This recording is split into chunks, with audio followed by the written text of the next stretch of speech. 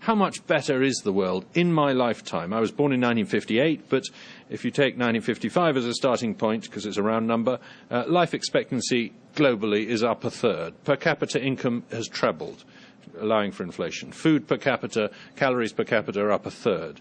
Child mortality down two-thirds. That's an extraordinary achievement, an extraordinary extinction of pain and misery. And, of course, the population growth rate has halved in my lifetime. These are amazing achievements. And as Robin has pointed out so well, a lot of this is very recent. There is a huge inflection point in the graph around 1800, which is basically, I think, when we can amplify our efforts on behalf of each other with fossil fuels, though there are other explanations, I know.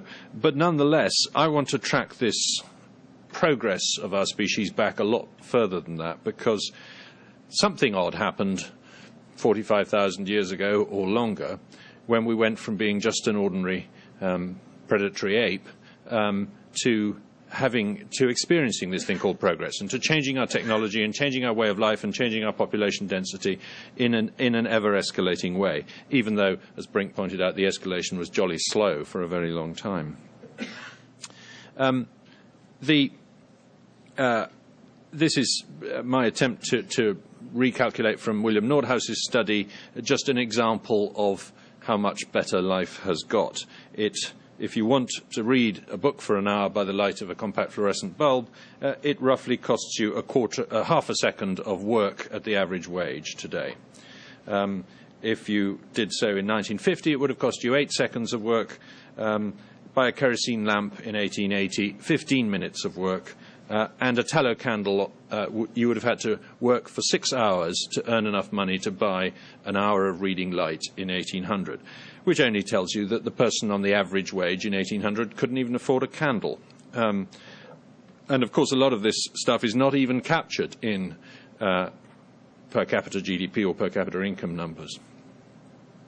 Here's a rich chap, Louis XIV, Sun King, richest man in France, probably, of his day. And he was rich because he had people to do things for him. Somebody made that silly outfit that he's wearing for him. Somebody made his hair curly. And he had 498 people to prepare his dinner every night. Here's a modern tourist in the Palace of Versailles in the Hall of Mirrors. And she's not rich. She's an ordinary person. She's totally average in every way. And yet somebody made those jeans for her, and somebody made that audio tourist thing she's holding, and somebody made the electricity that lit the candelabra behind her. And in fact, she's got 498 people preparing her dinner tonight. They're in restaurants all over Paris, but they're ready to serve her at an hour's notice. And that, of course, is what wealth is. It's that prosperity is. It's that we're working for each other in a way that enables us all to be like Louis XIV. When did this start? What was the very first time when we started working for each other? Well, it probably is something to do with the sexual division of labour. If you study hunter-gatherers, you find that there is a hard and fast rule that there's always a difference in the way the sexes forage. Males forage differently from females. It's usually male hunting and female gathering, although it doesn't map quite onto that. And the effect is that one sex is working for the other. The males know that if they fail to catch a warthog one day, there will at least be something to eat because the females will have dug up some roots. The females know that they don't have to go out hunting to get protein. All they have to do is dig up a few extra roots to trade them for a bit of meat from the men, and so on. So both sexes benefit, obviously, from the sexual division of labour. And there is a big question mark about how deeply rooted this is in human nature. Until very recently, most people assumed it went back several million years. But I think the burden of proof has now been thrown rather back on that by the work of Mary Steiner and Steve Kuhn, who say that they don't think there's any evidence that Neanderthals had this, that it must have been an African invention of the last couple of 100,000 years or so. And if you think about it, The invention of farming is also about people working for each other, except in this case it's different species working for each other.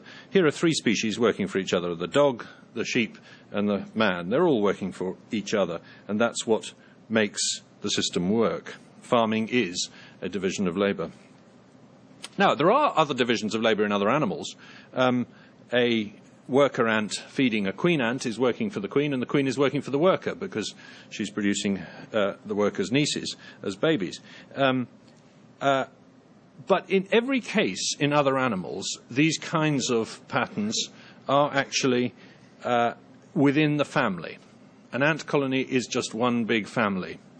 And even in England, we don't leave reproduction to the Queen.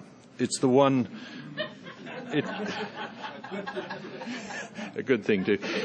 it's the one division of labour that we simply don't do as human beings. So the great human trick has been to do this kind of ant colony thing, which is all based on a division of labour, but to generalise it beyond the kin group or the family, the mated pair, to actually be able to do it among strangers. And of course that is the story of human progress.